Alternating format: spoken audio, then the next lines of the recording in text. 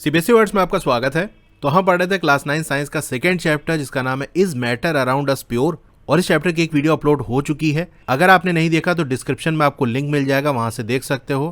प्रयागराज में अपना offline batch भी स्टार्ट हो चुका है, अगर आप उसको ज्वाइन करना चाहते हो तो let me know in the comment section.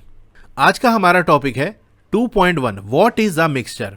हमने ये तो जान लिया कि प्योर सब्सटेंसेस क्या होते हैं, अब चलिए मिक्सचर को भी जान लेते हैं। Mixtures are constituted by more than one kind of pure form of matter, यानी एक से ज्यादा प्योर फॉर्म ऑफ मैटर यानी प्योर सब्सटेंस मिलके आपका क्या बनता है, मिक्सचर बनता है। हम जानते हैं कि जो डिसॉल्व्ड सोडियम क्लोराइड है उसको हम सेपरेट कर सकते हैं वाटर से by the physical process of evaporation. Sodium chloride यानी जो कॉमन सॉल्ट है, घरों के अंदर जो हमारा नमक यूज होता है, उसको अगर हमने वाटर के साथ मिक्स करके डिसॉल्व कर दिया तो इन दोनों को हम सेपरेट कर सकते हैं एक फिजिकल प्रोसेस से, जिसको हम इवेपोरेशन कहते हैं। बेसिकली उस सोल्यूशन को हम हीट करेंगे तो वाटर इवेपोरेट हो जाएगा और सॉल्ट रह जाएगी। तो इस तरह से दोनों चीजें सेपरेट हो गई। अच्छा, ये फिजिकल प्रोसेस और केमिकल प्रोसेस का आपको आइडिया है? थोड़ा सा मैं आपको बता देता हूं इन केस अगर किसी को ना पता हो। देखो, फिजिकल प्रोसेस ऐसा प्रोसेस है जहां पर कोई भी जो सब्सटेंस है, कोई भी जो चीज है, वो वही रहती है, वो बदलती नहीं है। जैसे यही हमारा एग्जाम्पल है, सोडियम क्लोराइड और वाटर आपस में मिक्स था, हमने इवेपोरेशन के थ्रू इन दोनों को सेपरेट कर दिया। तो पहले भी सोडियम क्लोराइड और वाटर था, इवेपोरेशन के बाद भी सोडियम क्लोराइड और वाटर रहेगा, बस पहले मिक्स थे, आपस में मिले हुए थे, अब अलग अलग हो गए। तो ऐसे प्रोसेस को हम क्या कहेंगे, फिजिकल प्रोसेस कहेंगे। तो इवेपोरेशन एक फिजिकल प्रोसेस है, इसमें चीज वही है, बस मिक्स थी, अलग कर दिया। लेकिन केमिकल प्रोसेस में क्या होता है, वो चीज बिल्कुल बदल जाती है। पहले कुछ था, बाद में कुछ हो जाएगा। जैसे मिल्क का कर्ड में बदलना, दूध से जब दही बनता है तो चीज बदल गई कि नहीं? पहले मिल्क था, अब कर्ड है, दोनों एक चीज नहीं है। मिल्क एक अलग चीज है, कर्ड एक अलग चीज है। तो ये जो मिल्क से कर्ड बना, इसमें कौन सा प्रोसेस लगा? Chemical process. ठीक है, तो ये वर्ड्स आगे आते हैं तो क्लियर रहे अभी कि क्या मतलब है दोनों का और क्या डिफरेंस है। फिजिकल प्रोसेस में क्या होगा, कुछ भी हम कर लें चीज वही रहेगी। केमिकल प्रोसेस में चीज बदल जाती है। तो अगर सोडियम क्लोराइड को वाटर से अलग करना है तो हम इवेपोरेशन वाला प्रोसेस लगाएंगे और ये दोनों अलग हो जाएंगे। However, sodium chloride is itself a pure substance and cannot be separated by physical process into its chemical constituents. तो सोडियम क्लोराइड और वाटर को तो हमने अलग कर दिया फिजिकल प्रोसेस से। अच्छा, सोडियम क्लोराइड ये भी प्योर है और वाटर ये भी प्योर है, तो इन दोनों को जो हमने मिक्स किया था, इनका सोल्यूशन जो बनाया था, उसको हम क्या कह सकते हैं? मिक्सचर कह सकते हैं कि नहीं? क्योंकि मिक्सचर के बारे में हमने क्या पढ़ा अभी कि एक से ज्यादा प्योर सब्सटेंस को मिला दें, मिक्स कर दें तो मिक्सचर बनता है। तो sodium chloride pure, water pure, इनको मिला दिया तो इनको जो मिक्सिंग हुई, इनसे जो सोल्यूशन बना, ये क्या होगा? मिक्सचर कहलाएगा। और उसको हम फिजिकल प्रोसेस के थ्रू सेपरेट कर सकते हैं। लेकिन जैसे सोडियम क्लोराइड हमने पकड़ लिया, अब ये एक प्योर सब्सटेंस है और इसको इसके केमिकल कॉन्स्टिट्यूएंट्स में हम सेपरेट नहीं कर सकते फिजिकल प्रोसेस लगा के। यानी अगर हम चाहें, ये सोडियम क्लोराइड है, सोडियम और क्लोरीन अलग कर दें फिजिकल प्रोसेस लगा के, तो नहीं कर सकते। इसके लिए हमको केमिकल प्रोसेस लगाना पड़ेगा, तब जाके सोडियम अलग हो जाएगा, क्लोरीन अलग हो जाएगा। लेकिन उस केस में हुआ क्या, ये मैंने आपको बताया है कि जो आपका NaCl यानी सोडियम क्लोराइड है, ये एक अलग चीज है और सोडियम अलग चीज है, क्लोरीन अलग चीज है। ऐसा मत समझो कि सोडियम और क्लोरीन है, इसको आपस में मिक्स कर देंगे तो सोडियम क्लोराइड बन जाएगा। ये तीनों की प्रॉपर्टी बिल्कुल अलग है। सोडियम क्लोराइड की प्रॉपर्टी सोडियम और क्लोरीन से काफी ज्यादा अलग है। ठीक है, तो यहां पर हमने क्या देखा कि सोडियम क्लोराइड और वाटर, इसका जो सोल्यूशन है, ये एक तरह का मिक्सचर है और मिक्सचर को हम फिजिकल प्रोसेस लगा के सेपरेट कर सकते हैं। लेकिन अगर कोई प्योर सब्सटेंस हमने लिया है तो उसको फिजिकल प्रोसेस से उसके केमिकल कॉन्स्टिट्यूएंट्स में सेपरेट नहीं कर सकते। जैसे वाटर है, हाइड्रोजन और ऑक्सीजन को अलग करना हो, फिजिकल प्रोसेस से नहीं होगा। इसी तरीके से जो शुगर है, ये एक सब्सटेंस है जो कि कंटेन करता है एक ही तरीके के pure kind of matter and its composition is same through out. तो शुगर भी आपका क्या है, प्योर काइंड ऑफ मैटर है, यानी एक प्योर सब्सटेंस है। तो प्योर सब्सटेंस है तो इसको हम फिजिकल प्रोसेस के थ्रू सेपरेट नहीं कर सकते। तो जो घरों में हमारे शुगर यूज की जाती है उसको टेबल सॉल्ट कहते हैं। उसका फॉर्मूला अगर मैं आपको बताऊं, C12H22O11 ये होता है। तो इसका जो कॉम्पोजिशन है, कॉम्पोजिशन का मतलब इस फॉर्मूले के अंदर कार्बन कितना है, 12 है, हाइड्रोजन कितना है, 22 है, ऑक्सीजन कितना है, 11 है। तो ये जो कॉम्पोजिशन है ये सेम रहेगा। यानी कोई भी अगर शुगर उठा लो, जैसे शुगर का पार्टिकल हमने उठा लिया, एक दाना उठा लिया, इसके अंदर शुगर के बहुत ढेर सारे मॉलिक्यूल्स होंगे। तो कोई सा भी मॉलिक्यूल उठा लो, आपको उसके अंदर यही फॉर्मूला बनते हुए दिखेगा। यानी हर एक मॉलिक्यूल के अंदर कार्बन 12 होगा, हाइड्रोजन 22 होगा और ऑक्सीजन 11 होगा। तो यही बात यहाँ पर कह रहा है कि शुगर क्या है, एक ही तरीके का pure kind of matter contain करता है, यानी एक प्योर सब्सटेंस है और उसका जो कॉम्पोजिशन है वो सेम होता है थ्रू आउट। यानी पूरी शुगर के अंदर आपको यही कॉम्पोजिशन दिखेगा कि हर 12 कार्बन के साथ 22 हाइड्रोजन और 11 ऑक्सीजन ये जुड़े होंगे और ये पूरा एक मॉलिक्यूल बनाएंगे इसका। तो प्योर सब्सटेंस के बारे में हमने एक चीज़ ये जानी कि इसको फिजिकल प्रोसेस के थ्रू सेपरेट नहीं कर सकते और इसका जो कॉम्पोजिशन होता है वो सेम होता है through out. Soft drink, soils ये सिंगल प्योर सब्सटेंस से नहीं बने होते, यानी ये दोनों प्योर सब्सटेंस नहीं है। What ever the source of a pure substance may be, it will always have the same characteristics properties. तो ये पॉइंट आपको याद रखना है कि कोई भी प्योर सब्सटेंस है उसका सोर्स कोई सा भी हो। जैसे एग्जाम्पल ले लेते हैं वाटर, प्योर वाटर हमारा जो है उसकी जो कैरेक्टरिस्टिक्स प्रॉपर्टी होगी वो हर जगह सेम होगी। कहीं से भी आप पानी उठा लो, दुनिया के किसी भी कोने से आपने कोई प्योर वाटर ले लिया, अब उस प्योर वाटर की जो कैरेक्टरिस्टिक्स प्रॉपर्टीज होगी वो सेम रहेगी। ऐसा नहीं कि फला जगह पर जो वाटर है वो अलग है, दूसरी जगह पर अलग है। लेकिन आप कहोगे सर प्रॉपर्टी एक रहती है, लेकिन ये चीज़ हम ऑब्जर्व तो करते नहीं। भाई आप देखते हो टेस्ट वेरी करता है। मार्केट में आप मिनरल वाटर की बोतल लो तो उसका टेस्ट आपको अलग नजर आएगा, घरों के अंदर जो पानी आता है उसका टेस्ट अलग होता है, कलर का भी कहीं कहीं डिफरेंस होता है। तो हमें तो वाटर अलग अलग तरह दिखता है। तो एक बात याद रखना, जो वाटर हम यूज़ करते हैं, जो ड्रिंक करते हैं, वो प्योर वाटर नहीं होता, उसके अंदर मिनरल्स या इम्प्योरिटीज़ डिज़ोल्व रहती हैं। तो जो हम पानी पीते हैं ना, वो सिर्फ पानी नहीं होता, पानी के साथ और भी चीज़ें हैं जो कि हम पी रहे होते हैं। तो इस तरह से हम कह सकते हैं कि प्योर फॉर्म में जो वाटर है वो कहीं पर भी अवेलेबल नहीं होता।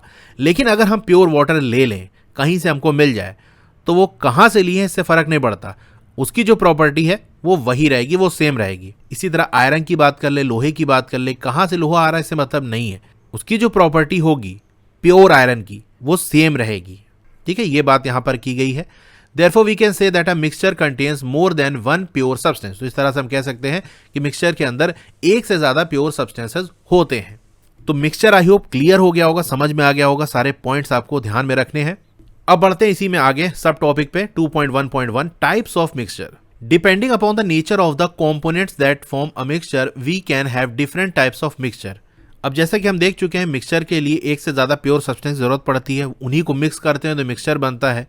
तो दो या दो से ज़्यादा चीज़ों को मिक्स करके जो मिक्सचर बना है तो उन चीज़ों को हम कॉम्पोनेंट्स कहते हैं। जैसे सोडियम क्लोराइड और वाटर का जो मिक्सचर हमने बनाया, उसके अंदर सोडियम क्लोराइड और वाटर क्या है, उस मिक्सचर के कॉम्पोनेंट्स हैं। तो वो जो कॉम्पोनेंट है उसका नेचर क्या है, उसके हिसाब से हमारे जो मिक्सचर है वो अलग अलग टाइप के होते हैं। इसको समझने के लिए एक्टिविटी परफॉर्म करेंगे, एक्टिविटी 2.1। तो चलिए क्लास को डिवाइड कर देते हैं, ए, बी, सी और डी, 4 ग्रुप के अंदर अपनी क्लास को डिवाइड कर लेना है। ग्रुप ए के जो स्टूडेंट हैं उनको क्या करना है, बीकर लेना है containing 50 ml of water and 1 spatula full of copper sulphate powder. तो ए वाले ग्रुप को क्या करना है, 50 ml वाटर ले लिया, उसके अंदर 1 स्पैचुला कॉपर सल्फेट पाउडर को डाल दिया। जो ग्रुप बी है वो क्या करेगा, वो भी 50 ml वाटर लेगा, लेकिन वो 2 स्पैचुला कॉपर सल्फेट पाउडर डाल देगा बीकर के अंदर। तो ये देख सकते हो 2 स्पैचुला कॉपर सल्फेट पाउडर का इसने डाल दिया। अब जो ग्रुप सी और डी वाले हैं वो क्या करेंगे, take a different amount of copper sulphate and potassium permanganate और कॉमन सॉल्ट यानी sodium chloride and mix the given component to form a mixture. C और डी वालों को क्या करना है, कॉपर सल्फेट लेना है और साथ में पोटेशियम परमैंगनेट ले सकते हो या फिर कॉमन सॉल्ट, इनमें से कोई एक चीज, इन दोनों को मिक्स कर देना है। अब कहोगे सी और डी में फर्क क्या हुआ, तो सिर्फ अमाउंट का फर्क है। जैसे मान लेते हैं सी वाले को हमने कॉपर सल्फेट ज्यादा दिया, पोटेशियम परमैंगनेट कम दिया, वहीं ग्रुप डी को हमने कॉपर सल्फेट थोड़ा सा दिया, पोटेशियम परमैंगनेट ज्यादा दे दिया। तो मिक्सचर दोनों अलग अलग तरीके का बनेगा। ठीक है, अब जो भी आपका ऑब्जर्वेशन हो उसको आपको रिपोर्ट करना है, किस बारे में, on the uniformity in the colour. जो मिक्सचर बना उसका कलर देखो, क्या कलर यूनिफॉर्म है, यानी उस बीकर के अंदर पूरा कलर एक ही जैसा दिख रहा है, क्या ऐसा है कि कहीं पर डार्क कलर है कहीं पर हल्का कलर है। एक तो ये ऑब्जर्वेशन कर लेना है। दूसरा उसका टेक्सचर देख लो, उसकी बनावट देख लो कि दिखने में वो कैसा आपको लग रहा है, इस बेसिस पे आपको ऑब्जर्वेशन देना है। Group A and B have obtained a mixture which has a uniform composition throughout. तो ए वाले में आप ये देखो, यहाँ पर हमने कॉपर सल्फेट पाउडर डाला और ये ब्लू कलर का हमारा सोल्यूशन बन गया। बी वाले का भी देख लो, यहाँ पर भी ब्लू कलर का सोल्यूशन मिल गया। दोनों में कोई डिफरेंस आपको समझ में आ रहा है, ए वाले में जो ब्लू कलर है वो हल्का है और बी वाले में थोड़ा डार्क कलर है। इसका रीजन भी आपने गेस कर लिया होगा, क्योंकि ए वाले में हमने 1 चम्मच कॉपर सल्फेट पाउडर डाला था और बी में 2 चम्मच डाला था, तो ऑब्वियस सी बात है बी वाले का कलर थोड़ा डार्क होगा। लेकिन दोनों को अलग अलग ऑब्जर्व करो। पहले जैसे ए ही वाले की बात कर लेते हैं, यहाँ पर जो ब्लू कलर है क्या आपको यूनिफॉर्म दिखाई पड़ रहा है कि नहीं, यानी वही कलर पूरे में फैला हुआ है? कहीं ऐसा तो नहीं किसी साइड कलर थोड़ा डार्क है और दूसरे साइड हल्का है, ऐसा तो नहीं दिख रहा ना? बराबर से पूरे जो है मिक्सचर के अंदर वही कलर दिख रहा है, कहीं हल्का और कहीं डार्क नहीं है। अब ऐसा हुआ क्यों? क्योंकि जब कॉपर सल्फेट पाउडर को हमने वाटर के अंदर डाला तो कॉपर सल्फेट के जो पार्टिकल्स थे वो इवनली डिस्ट्रीब्यूट हो गए, बराबर से पूरे वाटर के अंदर फैल गए, कहीं कम कहीं ज़्यादा नहीं गए। अगर कहीं पर कम जाते तो वहाँ हल्का कलर होता, कहीं पर ज़्यादा पार्टिकल्स पहुँच जाते तो वहाँ डार्क कलर होता, लेकिन ऐसा नहीं हो रहा ना। इसका मतलब जितने भी पार्टिकल्स है बराबर से पूरे वाटर के अंदर डिस्ट्रीब्यूट हो गए। तो ऐसा जब हमको दिखाई पड़ता है तो हम कहेंगे कि यूनिफॉर्म कॉम्पोजिशन है थ्रू आउट, यानी कहीं पर कोई चीज़ कम ज़्यादा नहीं है, सब बराबर से है बिल्कुल। जितना एक तरफ है उतना दूसरी तरफ है। जैसे मैं यहाँ पर इस कोने को देख लूँ तो यहाँ भी वही कलर है, उतना ही पार्टिकल मिलेंगे, और उतना ही बड़ा एरिया में अगर यहाँ उठा लूँ तो हमको वही चीज़ उतनी ही मिलेगी। तो यूनिफॉर्मिटी इन द कलर हमको देखने को मिला कि नहीं? कलर यूनिफॉर्म था कि नहीं? हाँ बिल्कुल। टेक्सचर क्या देखने को मिला कि बिल्कुल एक ही जैसा कलर है, इसके पार्टिकल हमको अलग अलग नहीं दिखाई पड़ रहे हैं। तो ऐसे मिक्सचर को हम कहते हैं होमोजीनियस मिक्सचर, या फिर इसको सिंपल सोल्यूशन कहा जाता है। कॉपर सल्फेट और वाटर का सोल्यूशन बना है। कुछ और एग्जाम्पल इस तरीके के मिक्सचर का अगर हम देख लें तो उसमें एक आपका सॉल्ट डिजोल्व इन वाटर, भाई पानी के अंदर नमक घोल देंगे तो जो सोल्यूशन बनेगा वो कैसा बनेगा? होमोजीनियस मिक्सचर है। इसी तरह शुगर को वाटर में डिजोल्व कर देंगे तो ये भी एक एग्जाम्पल है। Compare the colour of the solution of the two groups, तो हमने कंपेयर कर लिया, दोनों ही ग्रुप के अंदर हमें कॉपर सल्फेट सोल्यूशन बना, लेकिन इंटेंसिटी जो कलर की थी वो डिफरेंट थी। ए वाले में इंटेंसिटी थोड़ी कम थी, बी वाले में ज़्यादा थी। This shows that homogeneous mixture can have a variable composition. तो होमोजीनियस मिक्सचर के बारे में क्या क्या चीज़ें हमको पता चली? एक तो ये कि इसमें जो कॉम्पोजिशन है वो यूनिफॉर्म होता है। जिन चीज़ों का मिक्सचर हम बनाएंगे वो पार्टिकल्स बराबर से सब में डिस्ट्रीब्यूट हो जाएंगे, जिसकी वजह से हमको कलर यूनिफॉर्म दिखेगा, एक ही जैसा कलर पूरे मिक्सचर के अंदर दिखाई पड़ेगा। लेकिन हाँ, कितना हमने सब्सटेंस को मिलाया है उसके बेसिस पे वेरिएबल कॉम्पोजिशन हमको देख सकता है। ए वाले में हमने 1 चम्मच डाला था, हल्का कलर दिखा, बी वाले में 2 चम्मच डाला था तो डार्क कलर दिखा। तो कितनी क्वांटिटी आप ऐड कर रहे हो इसके बेसिस पे तो आपको जो कलर है वो अलग दिख सकता है। लेकिन एक ही सोल्यूशन को अगर हम पकड़ लें तो उसके अंदर देखेंगे तो वहां अलग अलग कलर नहीं देखने को मिलेगा, पूरे जो है उस मिक्सचर के अंदर कलर एक ही जैसा दिखेगा, चाहे हल्का हो या डार्क हो। अब सी और डी के अंदर आपने क्या ऑब्जर्व किया? अब मेरे पास कॉपर सल्फेट अवेलेबल नहीं था, तो इसको समझाने के लिए मैंने जो घर में चीज़ अवेलेबल थी उसका यूज़ कर लिया। आई होप इससे चीज़ें आपको थोड़ी क्लियर होंगी। यानी मैंने शुगर ले लिया और टी लीव्स ले लिया। चाय पत्ती भी आपका मिक्सचर ही होता है, लेकिन उसको हम चलो सेपरेट पार्टिकल मान के चलेंगे सिर्फ समझाने के लिए आपको। तो चाय पत्ती को शुगर के साथ मिलाएंगे और देखते हैं वहां पर क्या ऑब्जर्व होता है। उसके लिए मेरे पास टी लीव्स हैं जिसको मैं इसमें डाल देता हूं। अब मैं इसी में शुगर डालूंगा। अब ग्लास रॉड की मदद से इसको हम मिक्स कर देते हैं। तो ये हमारा मिक्सचर बनके तैयार हो गया। अब इस मिक्सचर को आप देखोगे तो आपको एक चीज़ समझ में आएगी कि जिन दो चीज़ों को मैंने मिक्स किया है उनके जो पार्ट्स हैं, उनके जो टुकड़े हैं वो आपको अलग अलग दिखाई पड़ रहे हैं। वाइट कलर से आपको शुगर दिखाई पड़ेगा, डार्क ब्राउन कलर से आपको टी लीव्स यानी चाय पत्ती के जो दाने हैं वो दिखाई पड़ेंगे, और इनका जो कॉम्पोजिशन है वो यूनिफॉर्म नहीं है। क्या मतलब इसका? आप इस हिस्से में देखो, यहाँ देख रहे हो चाय पत्ती ज़्यादा है, इतने हिस्से के अंदर आपको शुगर के दाने नहीं दिख रहे होंगे। तो अगर इतने हिस्से की बात कर ले तो यहाँ पर टी लीव्स ज़्यादा है। वहीं अगर इधर साइड हम चले जाएं इस कॉर्नर पे तो देखो आपको शुगर के दाने ज़्यादा दिखेंगे। तो जो पार्टिकल्स हैं वो इवनली डिस्ट्रीब्यूटेड नहीं है, बराबर से सब जगह नहीं फैले हैं। कहीं पर किसी सब्सटेंस के पार्टिकल्स ज़्यादा हैं, कहीं पर दूसरे सब्सटेंस के पार्टिकल्स ज़्यादा हैं। तो कम ज़्यादा इस तरह से है। यूनिफॉर्म मिक्सचर आपको बनता हुआ यहाँ नहीं दिख रहा है। तो इस तरह के मिक्सचर को हम कहते हैं हेट्रोजीनियस मिक्सचर। ठीक है, तो आपको आइडिया लग गया होगा। बस वही काम आपको सी और डी में देखने को मिलेगा। यहाँ पर भी हमें मिक्सचर ऑब्टेन हुआ which contains physically distinct parts, यानी अलग अलग पार्ट्स आपको दिखाई पड़ेंगे। जैसे आपको वहाँ शुगर के दाने अलग और चाय पत्ती के दाने अलग दिखाई पड़ रहे थे। And have non uniform composition, उसका कॉम्पोजिशन यूनिफॉर्म नहीं था। कहीं पर चाय पत्ती ज़्यादा थी तो कहीं पर शुगर ज़्यादा थी। ठीक है, ये आपने ऑब्जर्व किया। तो इसी तरीके से कॉपर सल्फेट और पोटेशियम परमैंगनेट को मिलाओगे तो यही ऑब्जर्व होगा। तो इस तरीके के मिक्सचर को हम क्या कहते हैं? Heterogeneous mixture. Mixture of sodium chloride and iron filings, salt and sulphur, oil and water, ये एग्जाम्पल किसके हैं? हेट्रोजीनियस मिक्सचर के हैं। ऑयल और वाटर को आप मिलाओगे तो ये मिक्स नहीं होते। ऑयल अपना अलग होता है, वाटर अपना अलग रहता है, लेकिन एक साथ हैं तो इसको मिक्सचर कह सकते हैं कि भैया एक ही साथ हैं, लेकिन आपस में मिक्स नहीं हो रहे हैं।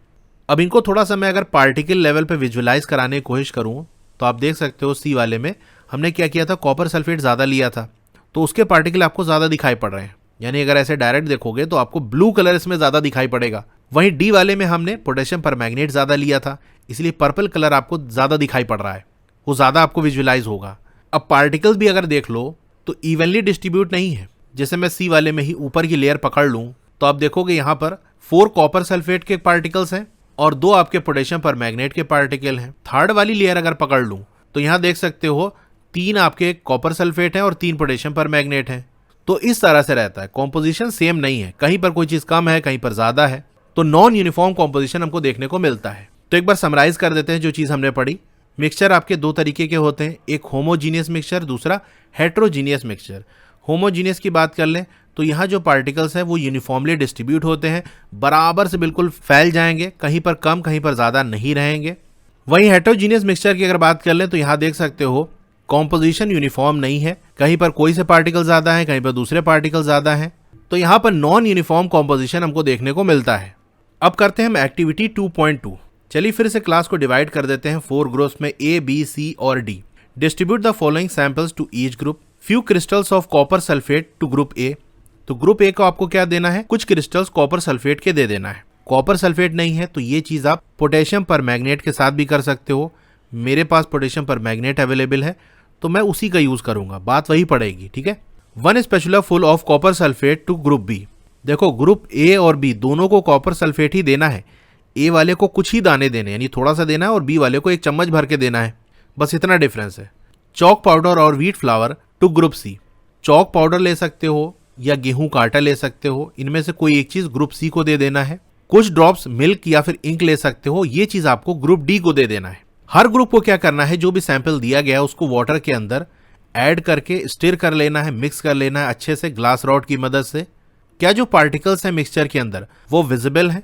तो चलिए इस एक्टिविटी को मैं आपको करके दिखाता हूं, लेकिन उससे पहले एक चीज़ ये समझ लो कि ए और बी में चीज़ वही लेंगे, बस खाली क्वांटिटी का फ़र्क है। तो इसको सेपरेट में नहीं, अलग से मैं करके नहीं दिखाऊंगा। इसमें आपका बेसिकली ये ऑब्जर्व होगा कि चाहे उस चीज़ को क्वांटिटी कम लो या ज़्यादा लो, ऑब्जर्वेशन सेम है, यानी ए और बी में ऑब्जर्वेशन सेम होगा, बस क्वांटिटी अलग ली थी इसीलिए इंटेंसिटी उसकी अलग होगी। जैसे ए वाला सोल्यूशन थोड़ा हल्का कलर का होगा और बी वाले का थोड़ा डार्क कलर होगा, बाकी सारे ऑब्जर्वेशंस हमारे सेम रहेंगे। तो मैं ए और बी को कंबाइन करके एक ही में दिखा दूंगा और सी और डी अलग अलग से दिखाता हूँ। तो हमारे पास 3 बीकर है। पहले बीकर के अंदर मैंने वाटर के अंदर पोटेशियम परमैंगनेट डाला है। सेकंड वाले बीकर के अंदर वाटर के अंदर मैंने व्हीट फ्लावर डाला है, यानी गेहूं का आटा डाला है। और थर्ड वाले में वाटर के अंदर कुछ ड्रॉप्स मिल्क की डाली है। अब इन तीनों को एक एक करके हम टेस्ट करते हैं, यानी कि थ्रू लाइट की बीम को पास कराएंगे और देखते हैं क्या होता है। तो यहाँ पर मैं लाइट ऑफ करने वाला हूँ और ये लेज़र लाइट मैं इसके थ्रू पास कराता हूँ। तो यहाँ पर आप देख सकते हो लाइट का जो पाथ है वो विजिबल नहीं है। मैं यहाँ पर सामने हाथ रखता हूँ तो देखो आपको यहाँ लाइट दिखाई पड़ेगी, लेकिन ये जो हमने मिक्सचर बनाया है इसके थ्रू लाइट पास होते हुए लाइट की बीम आपको नहीं दिखाई पड़ेगी। अच्छा, हल्की हल्की जो लाइन आपको दिख रही है वो वाटर के अंदर डस्ट पार्टिकल की वजह से है। तो बेसिकली जो मिक्सचर हमने बनाया है उसके थ्रू लाइट पास कराएंगे तो लाइट की बीम हमको, यानी रेज हमको दिखाई नहीं पड़ेगी। अब ये सेकंड बीकर है, इसके अंदर हमने गेहूं का आटा और वाटर लिया है, इसका मिक्सचर बनाया है। अब इसके थ्रू लाइट पास करा कर देखते हैं क्या होता है। तो ये देखो यहाँ पर आपको लाइट की बीम दिखाई पड़ रही है, लाइट की रेज आपको पास होते हुए दिख रही है, ये हमारा ऑब्जर्वेशन है। अब ये थर्ड वाला बीकर है, इसके अंदर मिल्क और वाटर का मिक्सचर हमने लिया है और इसके थ्रू लाइट पास कराते हैं। तो आप देख सकते हो यहाँ पर भी लाइट की जो बीम है वो आपको बनते हुए दिख रही है, यानी लाइट रेज हमको दिखाई पड़ रही है। ठीक है, तो आपने एक्टिविटी देख ली, समझ ली। अब जो क्वेश्चन हमसे पूछा जा रहा है उसके आंसर देते हैं। कह रहा है कि are particles in the mixture visible. क्या मिक्सचर के अंदर जो पार्टिकल है वो विजिबल है? तो जो हमने पोटेशियम परमैंगनेट और वाटर को मिक्स किया था तो उसमें पार्टिकल्स हमको दिखाई नहीं पड़े, तो बस सिंपल कलर दिख रहा था। वाटर और मिल्क का जो मिक्सचर था उसके अंदर भी हमको पार्टिकल अलग नहीं दिख रहे थे कि हाँ भाई ये मिल्क के पार्टिकल हैं, लेकिन जो आटा हमने पानी के अंदर डाला था उसके जो पार्टिकल हैं वो हमको तैरते हुए उसके अंदर दिख रहे थे। तो ये जो क्वेश्चन पूछ रहा है कि क्या पार्टिकल मिक्सचर के वो विजिबल हैं, तो सिर्फ सी के अंदर विजिबल हैं, बाकी किसी के अंदर विजिबल नहीं है। ठीक है, ये हमने देखा है। अब जैसा कह रहा है कि बीम ऑफ लाइट डायरेक्ट करो, क्या पाथ जो है विजिबल है लाइट का? तो किसमें विजिबल है वो मैं आपको बता देता हूँ। बेसिकली आपने देखा ही था कि सी और डी के अंदर जो लाइट का पाथ है वो हमको दिख रहा था, और जो पोटेशियम परमैंगनेट वाला लिया था हमने, यानी ए और बी, इनका कंबाइंड मैं आपको बता रहा हूँ, इसके अंदर नहीं देखने को मिला था। उसके बाद हमने कुछ टाइम के लिए ऐसे ही उसको छोड़ दिया था अनडिस्टर्ब्ड। इज मिक्सचर स्टेबल और do the particle begin to settle after some time. तो हमने ये देखा था कि सी वाले के अंदर जो पार्टिकल है वो तो सेटल हो गए थे, नीचे बैठ गए थे, लेकिन ए, बी और डी वाले में ये स्टेबल थे, यानी उसी तरीके से वाटर के अंदर ही मिक्स थे, नीचे जाके बैठे नहीं। Filter the mixture, is there any residue on the filter paper. अब इन मिक्सचर को आप फिल्टर करोगे तो ये चीज़ आपको ऑब्जर्व होगी कि ए, बी और डी वाला, इसमें कोई भी रेसिड्यू आपको फिल्टर पेपर पे नहीं दिखेगा, यानी पूरा का पूरा सोल्यूशन फिल्टर पेपर को पार करके निकल जाएगा। वहीं सी वाले के केस में देखोगे आप कि फिल्टर पेपर के ऊपर रेसिड्यू देखने को मिलेगा, यानी होगा ये कि जो हमने आटे और पानी का मिक्सचर बनाया था ना, जब फिल्टर पेपर से पास करोगे तो पानी नीचे निकल जाएगा, जो आटा है वो ऊपर रह जाएगा, छन जाएगा आटा। तो ऐसा इसलिए हुआ क्योंकि जो आटे के पार्टिकल्स थे वो काफ़ी बड़े थे, इसीलिए फिल्टर पेपर के थ्रू वो पास नहीं हो पाए। वहीं बाकी जो हमारे मिक्सचर था उसके अंदर जो सॉल्यूट के पार्टिकल्स थे वो काफ़ी छोटे थे और फिल्टर पेपर से आसानी से पास हो गए, इसीलिए फिल्टर पेपर के ऊपर कुछ भी नहीं बचा रह गया। अब डिस्कस करो result and form an opinion, और अपना ओपिनियन बताओ। ठीक है, तो डिस्कशन सारा हमने कर लिया। Group A and B have got a solution. A और बी ग्रुप को जो मिला उसको हम क्या नाम देते हैं? सोल्यूशन। यानी कॉपर सल्फेट और वाटर को जो हमने मिक्स किया तो वो जो मिक्सचर बना उसको हम क्या कहते हैं? सोल्यूशन कहते हैं। वहीं ग्रुप सी को क्या मिला? सस्पेंशन मिला। यानी सी वाले के अंदर क्या किया था हमने? आटा ले लो या फिर चौक ले लो, इसको पानी के साथ मिक्स किया था, तो वो जो मिक्सचर बना उसको हम क्या कहते हैं? उसको कहते हैं सस्पेंशन। फिर ग्रुप डी को मिला कोलाइडल सोल्यूशन। ग्रुप डी में क्या हुआ था? मिल्क को हमने वाटर के साथ मिक्स किया था, मिल्क की जगह आप इंक भी ले सकते हो, तो वहां पर जो मिक्सचर बना उसका नाम क्या है? Colloidal solution. अब ये इसकी डिटेल आगे आएगी, ठीक है, एक एक करके हम डिटेल में पढ़ेंगे। यहाँ एक्टिविटी से हमको बेसिक सी चीज़ें कुछ पता चल गई। तो ये देखो पूरा फिल्ट्रेशन वाला प्रोसेस है, इस तरह से फिल्टर पेपर होगा, ऐसे पहले फोल्ड कर लोगे, फिर ऐसे फोल्ड करके ये कोन शेप का बना के और फनल के अंदर ऐसे रख देना है।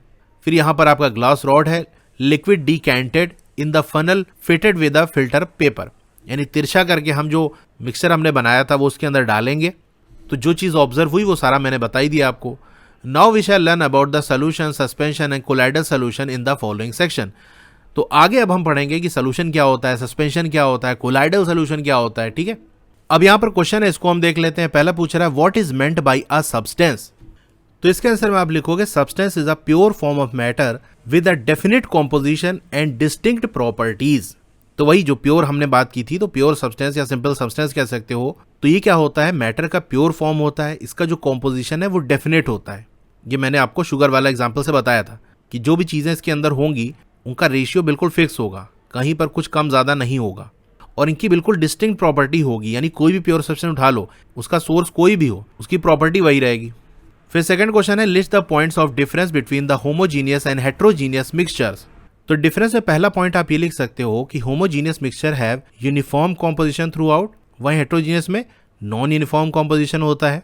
सेकंड पॉइंट में आप लिख सकते हो the constituents can not be easily separated, यानी होमोजीनियस मिक्सचर में जो चीज़ें आपस में मिली होती है उनको आसानी से अलग नहीं किया जा सकता, वहीं हेट्रोजीनियस में हम आसानी से सेपरेट कर सकते हैं। अब इन दोनों में सॉल्यूट के पार्टिकल के साइज की बात कर लें तो होमोजीनियस मिक्सचर के अंदर सॉल्यूट के पार्टिकल का जो साइज है वो काफ़ी छोटा होता है, वेरी स्मॉल होता है। वहीं हेट्रोजीनियस के अंदर होमोजीनियस के कंपैरिजन में लार्ज साइज के पार्टिकल देखने को मिलते हैं। ठीक है, तो ये कुछ बेसिक से डिफरेंसेस हैं। बाकी जैसे जैसे आगे चीज़ें हम पढ़ेंगे और भी चीज़ें आपको पता चलती जाएंगी, तो उसमें पॉइंट आप ऐड कर सकते हो। तो ये टॉपिक हमारा कंप्लीट हो गया, इसी के साथ ही हमारी वीडियो भी एंड हो जाती है। क्लास 9 की और वीडियो देखनी है तो इस तरह से आपकी वीडियो चल रही होगी। पहले वीडियो को लाइक कर लो, चैनल को सब्सक्राइब कर लो, मोर पे क्लिक कर देना है, फिर से मोर पे क्लिक कर देना है तो आपका डिस्क्रिप्शन ओपन हो जाएगा। यहाँ पर देखो मेरे व्हाट्सएप चैनल का लिंक है, तो उसको भी ज्वाइन कर लो ताकि लेटेस्ट अपडेट आपको मिलती रहे। डोंट वरी, आपका नाम और फोन नंबर किसी को विजिबल नहीं होगा। फिर क्लास 9 के लिए अच्छी बुक लेना चाहते हो तो उसका लिंक में मैंने दे दिया है। अगर आपको स्टडी मटेरियल जैसे नोट्स वगैरह हो गया, एक्सरसाइज के सोल्यूशन हो गया, वो चाहिए तो मेरी वेबसाइट है, वहाँ विजिट कर सकते हो। और नीचे क्लास 9 मैथ्स की चैप्टर वाइज प्लेलिस्ट का लिंक मिल जाएगा। जिस चैप्टर की वीडियो देखनी है उसके लिंक पे आपको क्लिक करना है तो वो प्लेलिस्ट ओपन हो जाएगी। इसके अलावा और भी जो सब्जेक्ट है उनके लिंक भी आपको मिल जाएंगे।